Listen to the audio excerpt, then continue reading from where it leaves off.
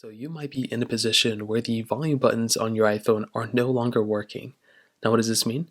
Well, essentially, maybe you're trying to go through and you're clicking the buttons on your iPhone and none of the volume is changing. Well, the first thing you probably want to keep in mind is that, for one, maybe you're just not clicking the buttons. If you have a case on your specific phone, you may just want to temporarily remove the case and just actually click the buttons on the side of your phone. If you start to see that the volume is actually changing at that point, maybe the case you installed isn't properly set up.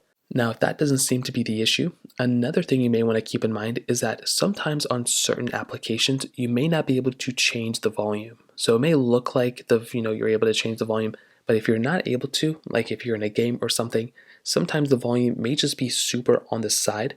So I know in certain applications like Snapchat, if you try to go ahead and take a photo or whatever, if you actually go through and take a photo and you increase or decrease the volume, sometimes it doesn't look like the volume button is actually changing. Sometimes if you're playing a video or whatever. So that might be one thing. You may want to make sure that within the application itself, it's not actually changing the volume in a different way. You can also try going up at the top, and if you can actually see that the volume is changing here, like if you go through and you click these up and down buttons and the volume is changing, then that probably means the application is the issue.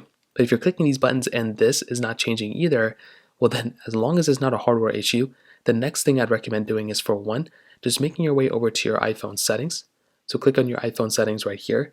What you want to do here is scroll down and click on General.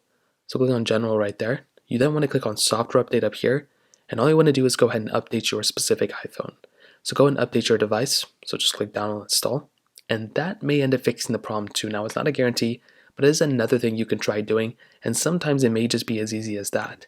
If that still doesn't work, you can try restarting your phone by pretty much holding down this side button until your phone completely restarts. Sometimes if you're on Siri, it'll come up.